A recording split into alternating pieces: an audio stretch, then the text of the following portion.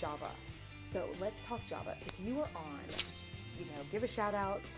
Let me know if you're hearing me. If you're not, listen. If you catch it later, that's fine too. That's the really neat thing about this particular live function. You can catch it live or you can catch it later, right? L or L. So let's talk a little bit about Java. So I personally am not a huge coffee drinker. In fact, someone asked me yesterday, hey, do you want some coffee? And I said, you know what? I don't drink much coffee, but I think I'll have a shot. So when I have some, it's usually in very small amounts. Now, I'm currently traveling, and when I travel, at the airport, sometimes the selection is limited. I typically try to hydrate as much as I can, but there's usually always some sort of Starbucks in the airport eating or food court areas. So the other day I was leaving Kansas City, and I was like, okay, well, what am I going to eat? So I got a classic oatmeal from Starbucks, which isn't necessarily gluten-free. I'm pretty sure there's wheat in there. But I decided, okay, I want to get a caramel macchiato. I haven't had one of those in a long time, but what do? Am I going to get the caffeinated one, or do I want decaf? Now, why am I weighing those options? Why did I have to make that decision between caffeine and decaf? Obviously it was an early morning, and somebody probably would advise, well, you're probably super tired. If you want to, kind of get your energy back, maybe you should have the caffeinated version. So I ultimately decided to go with decaf. But what was in the back of my mind is the fact that decaf doesn't always mean no caffeine, okay?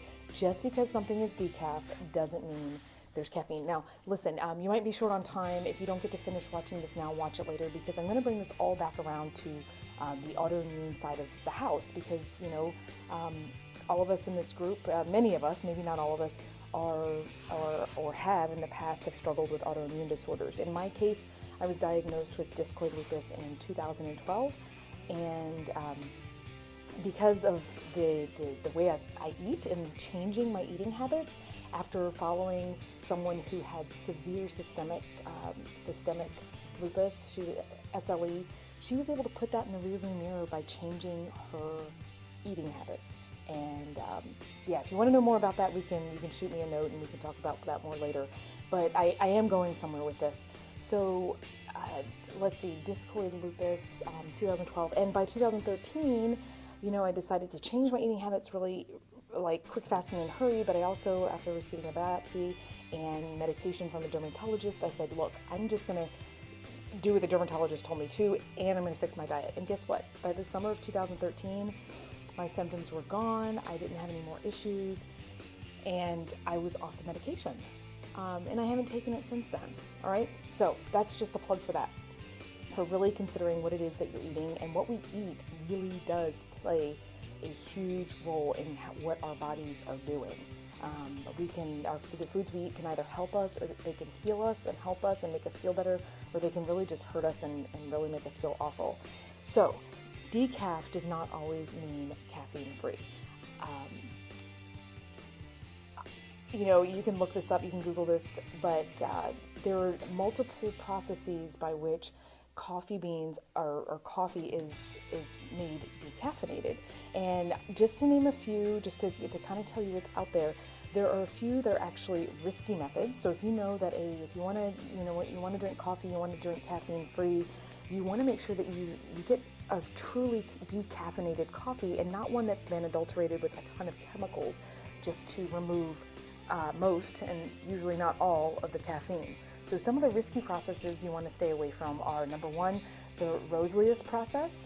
That is one that was started in 1900s in Germany, and benzene is actually put into the equation to help remove caffeine from the coffee. Benzene, right? I haven't looked at a periodic table in a while, but I'm pretty sure benzene is still an element on the periodic table. All right, the second method you want to avoid, when you're looking for good decaffeinated, like truly decaffeinated coffees, are the direct method. Coffee that's been put through the direct method of decaffeination.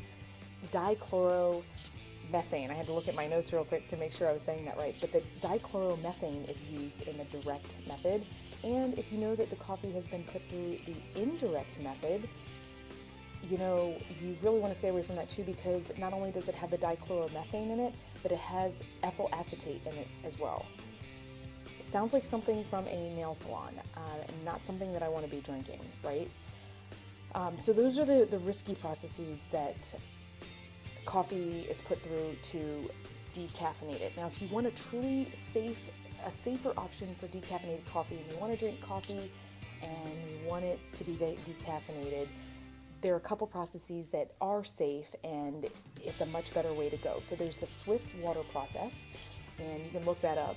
It's the Swiss water process, no chemicals involved, and then, or dangerous, harmful chemicals, because shoot, oxygen is a chemical, right? We breathe in oxygen, and that is obviously not dangerous for us. And then there's the carbon dioxide process. All right, now you're probably asking, well, Allison, why do I want to choose, a decaffeinated coffee over a caffeinated coffee?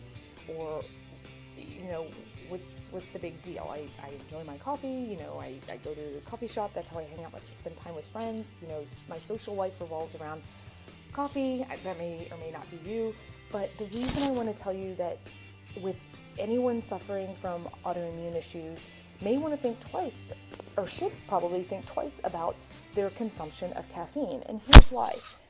There are a number of things, such as a disruption of sleep.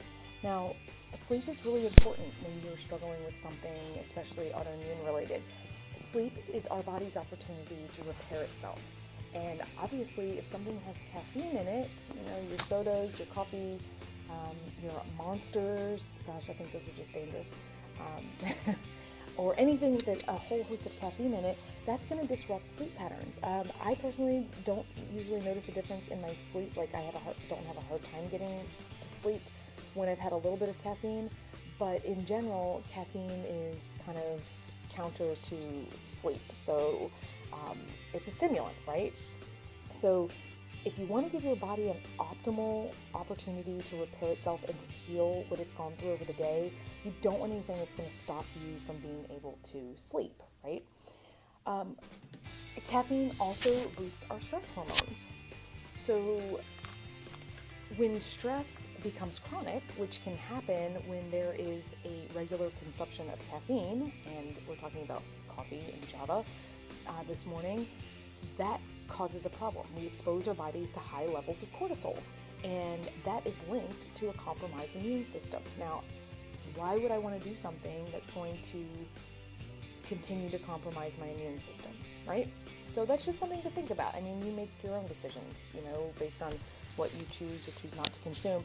And then, of course, those are just two things, the elevated cortisol levels that come with the caffeine consumption and boosting that stress hormone. And then, of course, we talked about the disruption of sleep, when it's your body's opportunity to really, really get the repair that it needs. And then, of course, we know it dehydrates us, and it can also mess with your blood sugar. So if you have any issues with blood sugar, consider what your caffeine consumption is like.